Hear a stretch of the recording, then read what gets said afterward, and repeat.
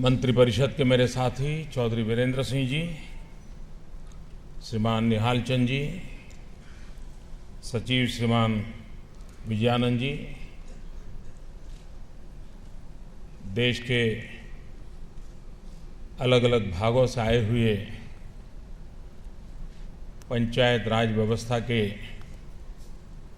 सभी प्रेरक महानुभाव, जिन राज्यों को आज सम्मानित करने का मुझे सौभाग्य मिला है, उन सभी राज्यों को मैं हृदय से बधाई देता हूं।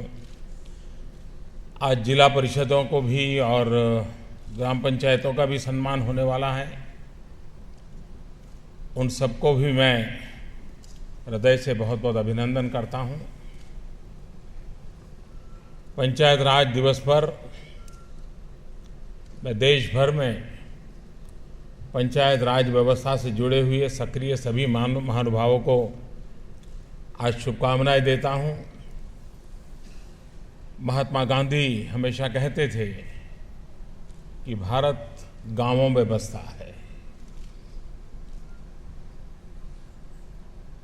उन गांवों के विकास की तरफ हम कैसे आगे बढ़ें,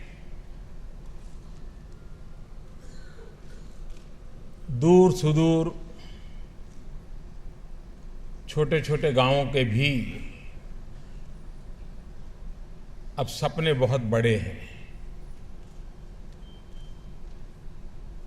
और मुझे विश्वास है कि आप सबके नेतृत्व में गांव की चहुं दिशा में प्रगति होगी।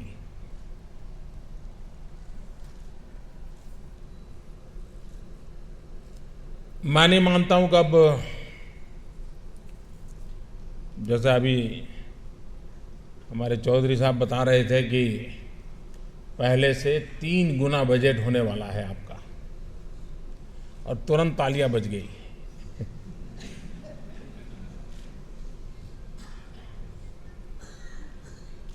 लेकिन कभी कभी मुझे लगता है कि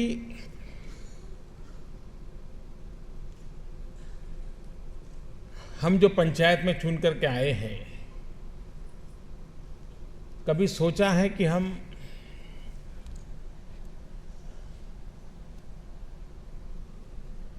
पांच साल का कार्यकाल में हम हमारे गांव को क्या देकर के जाना चाहते हैं? कभी ये सोचा है कि हमारे 5 साल के कार्यकाल के बाद हमारा गांव हमें कैसे याद करेगा? जब तक हमारे मन में गांव के लिए कुछ कर गुजरना है, ये स्पिरिट पैदा नहीं होता है, तो सिर्फ बजट के कारण स्थितियां बदलती नहीं है।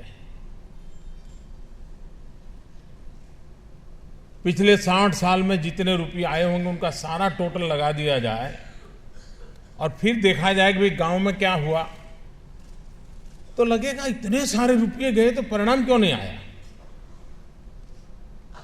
और इसलिए कभी न कभी पंचायत लेवल पर सोचना चाहिए।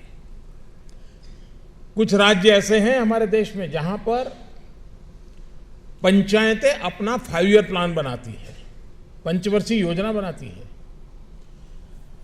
5 साल में इतने काम हम करेंगे और वो गांव के पंचायत के उसमें वो बोर्ड पर लिख करके रखते हैं और उसके कारण एक निश्चित दिशा में काम होता है और गांव कुछ समस्याओं से बाहर आ जाता है। हम भी आदत डालें कि भाई हम 5 साल में हमारे गांव में ये करके जाएंगे। अगर ये हम करते हैं तो आप देखिए कि बदलाव आना शुरू होगा। बजट और लीडरशिप दोनों का कॉम्बिनेशन कैसे परिणाम लाता है।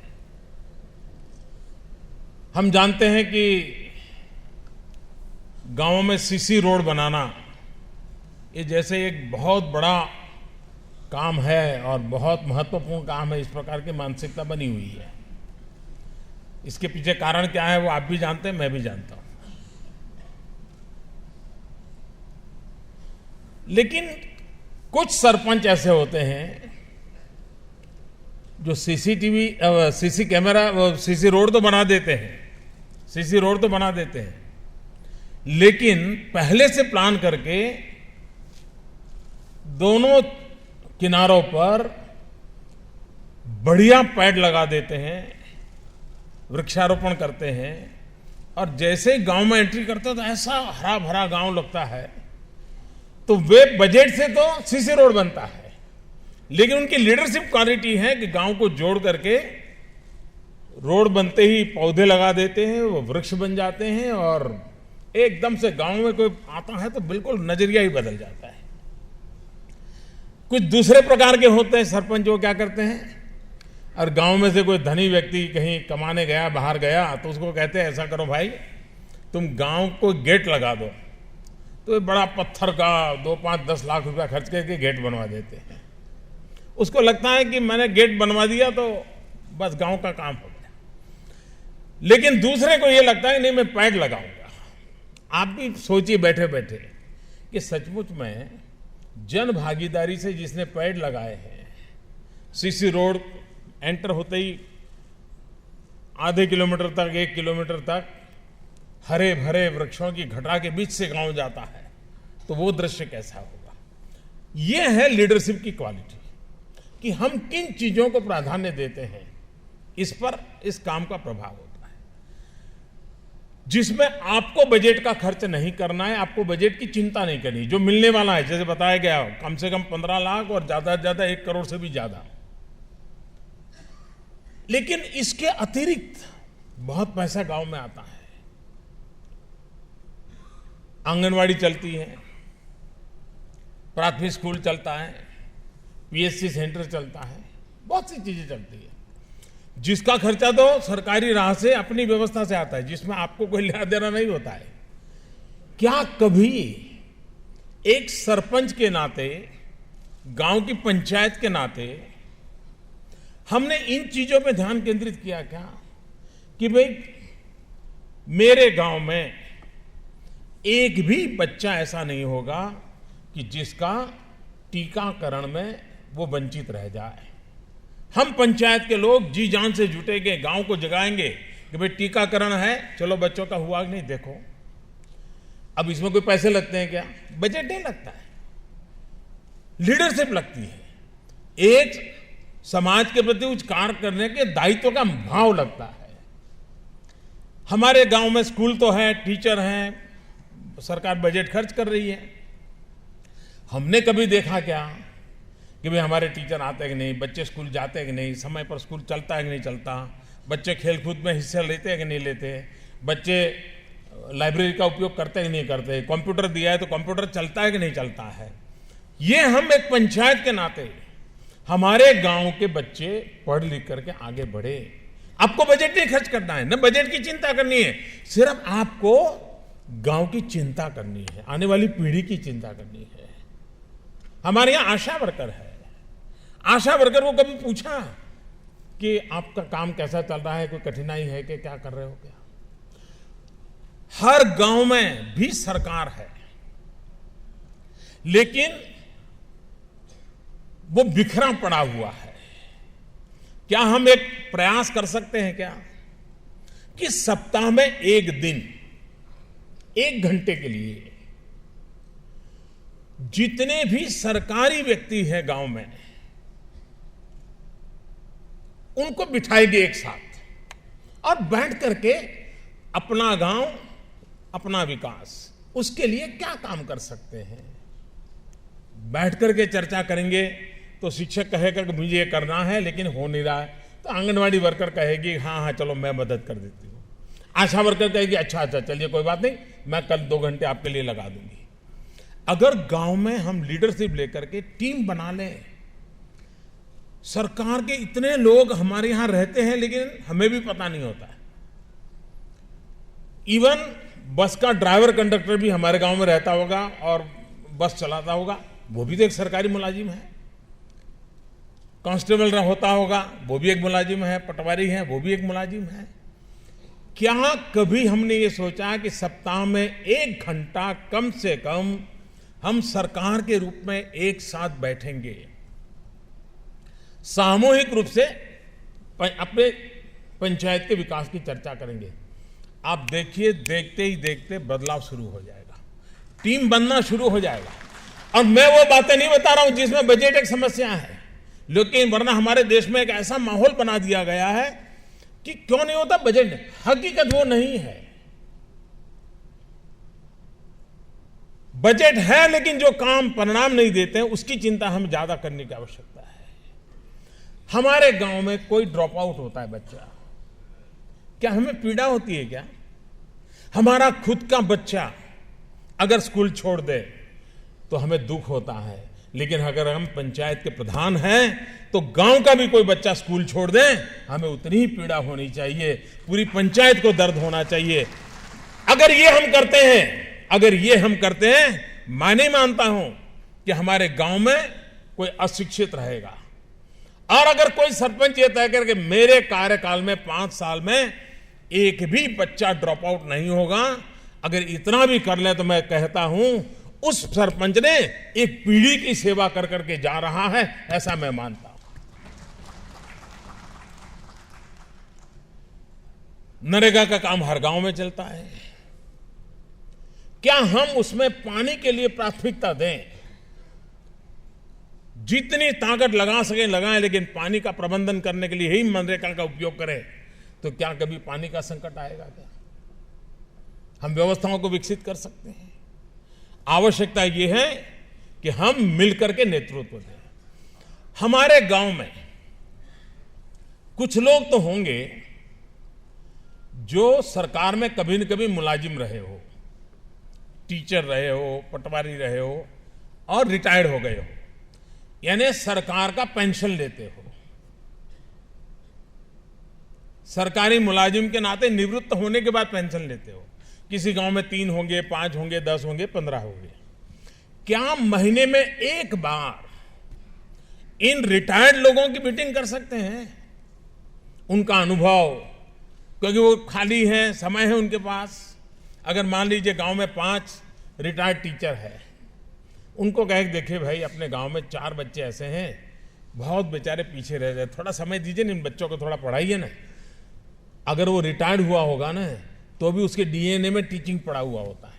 उसको कहोगे हाँ चलिए मैं समय देता हूं, इन 4 गरीब बच्चों को मैं पढ़ा दूंगा, मैं उनकी चिंता करूंगा। हम थोड़ा मोटिवेट करें लोगों को, हम नेतृत्व करें। आप देखिए गांव हमारा ऐसा नहीं हो सकता जी, हम अपने गांव, और मैंने देखा है देश में, मैंने कई गांव ऐसे देखे हैं कि जहां उस सरपंच की सक्रियता के कारण गांव में परिवर्तन आया है। मैं जब मुख्यमंत्री था, एक घटना ने मुझे बहुत, यानी मेरे मन को बड़ा आंदोलित किया था। खेड़ा डिस्ट्रिक्ट में जो सरदार पटेल साहब का जहां जन्म हुआ था, एक गांव के अंदर पंचायत प्रधान के नीचे विमेन रिजर्वेशन था। विमेन रिजर्वेशन था तो गांव वालों ने तय किया कि प्रधान अगर विमेन है तो सभी मेंबर विमेन क्यों न बनाए जाए, और गांव ने तय किया कोई पुरुष चुनाव नहीं लड़ेगा, सबके सब पंचायत के मेंबर भी महिलाएं बनी। रिजर्वेशन तो 1/3 था, लेकिन सबने तय किया गांव वालों ने।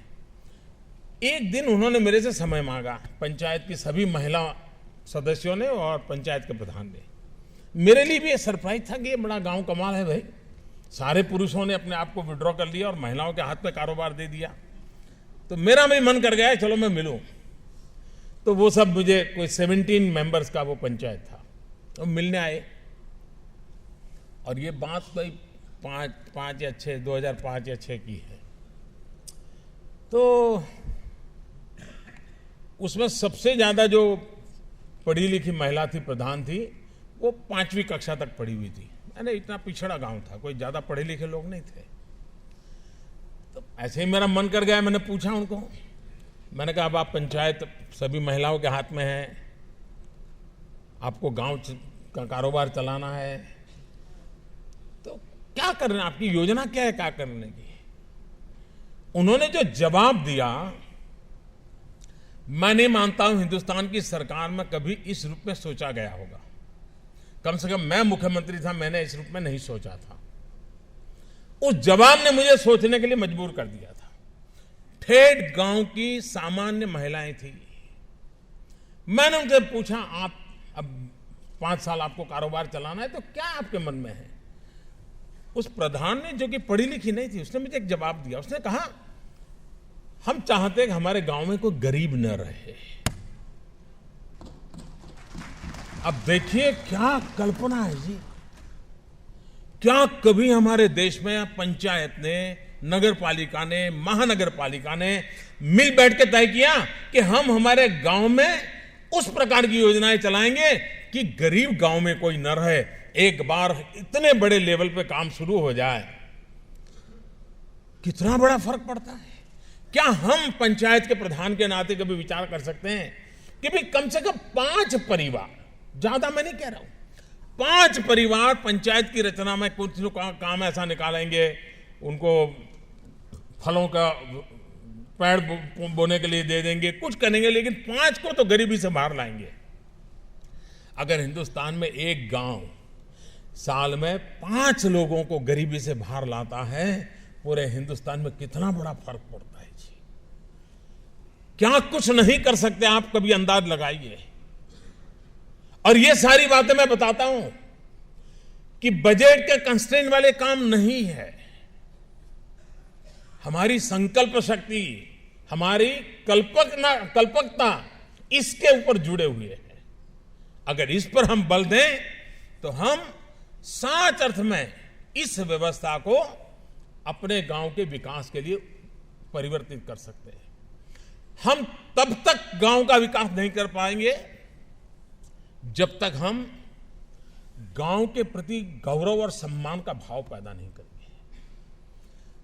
उस गांव में पैदा हुए मतलब सम्मान होना चाहिए।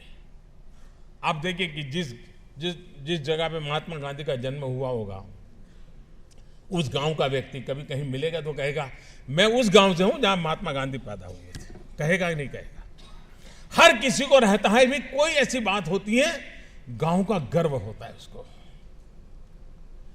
क्या हमने कभी हमारे गांव में के प्रति एक लगाव पैदा हो, गांव के प्रति गर्व पैदा हो, ऐसी कोई चीज करते हैं क्या? नहीं करते हैं। क्या गांव का जन्मदिन मनाया जा सकता है क्या? हो सकता है रिकॉर्ड पे नहीं होगा, तो गांव तय करे कि इस दिन को आप जन्मदिन मनाया जाएगा। उस दिन गांव इकट्ठा हो और गांव के बाहर जो लोग रहने गए हो शहरों में रोजी रोटी कमाने के लिए, किसी ने बड़ी प्रगति की हो, कोई पढ़ लिख करके डॉक्टर बनाओ, उस दिन सबको बुलाया जाए। एक दिन सब लोग, नए पुराने सब साथ रहे।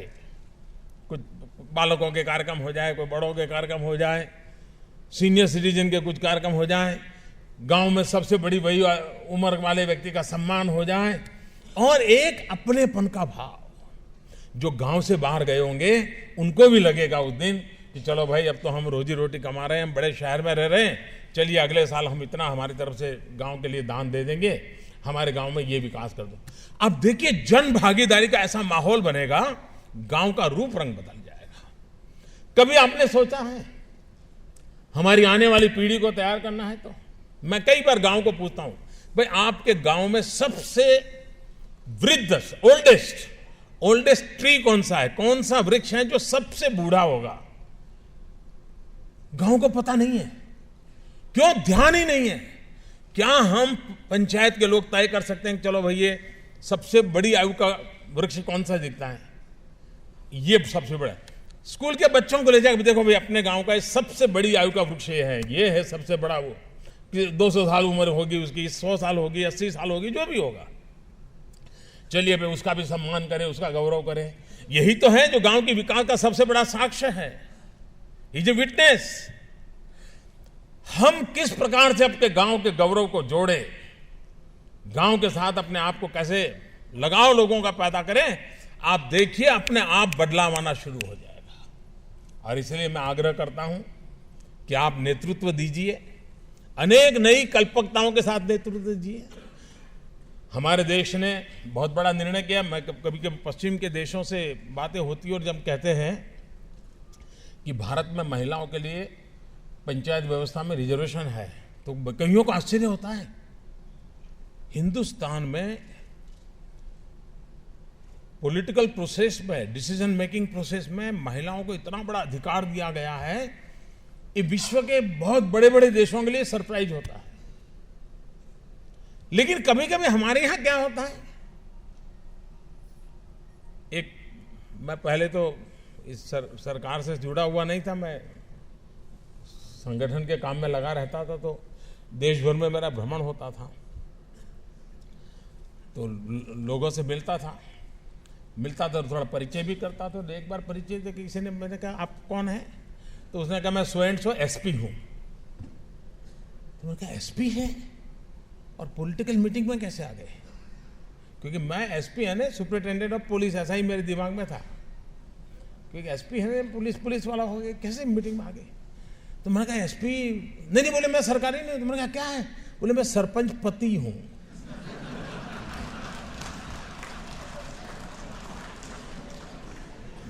अब कानून ने तो एम्पावर कर दिया, लेकिन जो ये एसपी कारोबार चला रहे हैं भाई,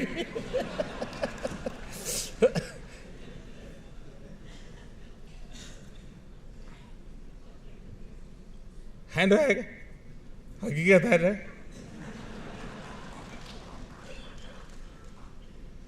हाँ, कानून ने महिलाओं को अधिकार दिया है तो उनको मौका भी देना चाहिए, और मैं कहता हूं जी वो बहुत अच्छा काम करेगी, आप विश्वास कीजिए, बहुत अच्छा काम करेगी।